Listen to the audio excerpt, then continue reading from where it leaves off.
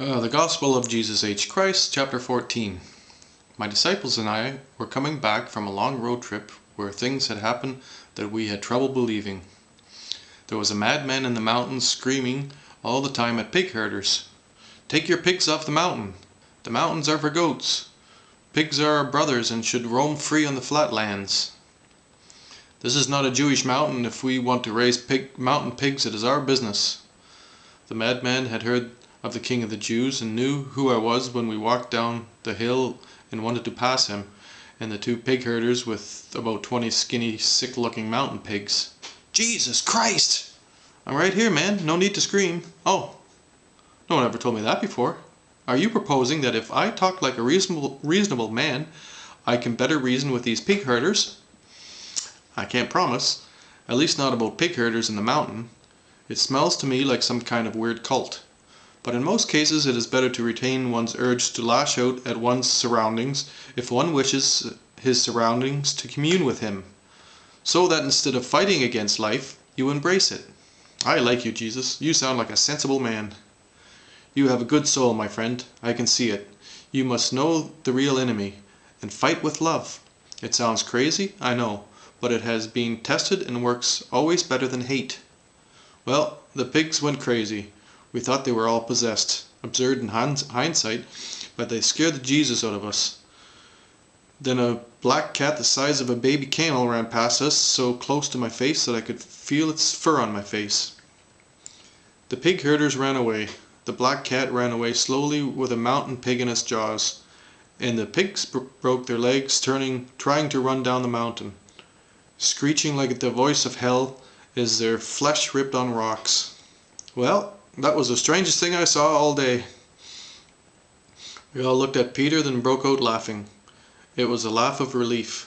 The cat could have killed any of us, and during the whole event we just stood there and watched. We laughed until the mountain pig herders came back with all their brothers and sisters and uncles and aunts, who looked to be often the same person. One big dumb face chewing out the same grunting sounds. "Do you understand them, Mountain Bob?" "No, man. I've lived here 40 years, and when they go off in their tribal chant, they make only one thing clear." "What's that?" "Anywhere else is a better place to be." Do you know another way down this mountain?" "Where do you want to go?" "Back to Galilee." "Galilee? I have an uncle there. I will show you the most beautiful way to Galilee." And he did. Mountain Bob took us to a beautiful lake where we camped, and he caught many fish. We made bread from the flour we bought in a village we had come to pass through. We all knew and didn't need to say, "The kingdom of heaven is here with us tonight under this big black sky." Because we knew it, and we were it, and people who could see saw that we were it. "Jesus, where have you been? My child has died from mourning. I'm certain she is just sleeping. Come and breathe some life into her, dear Jesus." "I will. I'm on my way now." Through the crowds, we no longer stage healings. Anyone looking for a little attention came up to me and touched me, mostly children. "Heal me, Jesus." "Okay, little boy. What's your name and what's your trouble?" "Barney.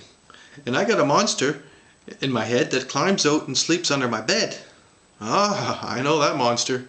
I have one just like him. I thought if my foot went over the edge of the bed, he would eat it. Is your monster like that?" "Yeah." "You know what I did to find out if he really would eat my foot or he was just teasing me?" "No, Jesus." "I waited till my little sister was asleep, and I pushed her foot out and watched until I fell asleep with my head on my sister's bare bum." "And did the monster eat her foot?" "No, but he tickled her toes and made her laugh, and she farted right in my ear, and I fell out of bed, and the monster laughed at me. So I laughed at him, and he jumped right back in my head, and he is one of my best friends." "I'm going to do that with my sister." "Do that, Barney. And don't forget to laugh at your monster. That's what monsters like most." "And tickling my sister's feet." I put him down and picked up the next kid. "Jesus, stop with the kids. The man's child is dead." "She's not a child, and she is sleeping. And after a trip to the lake she will feel better."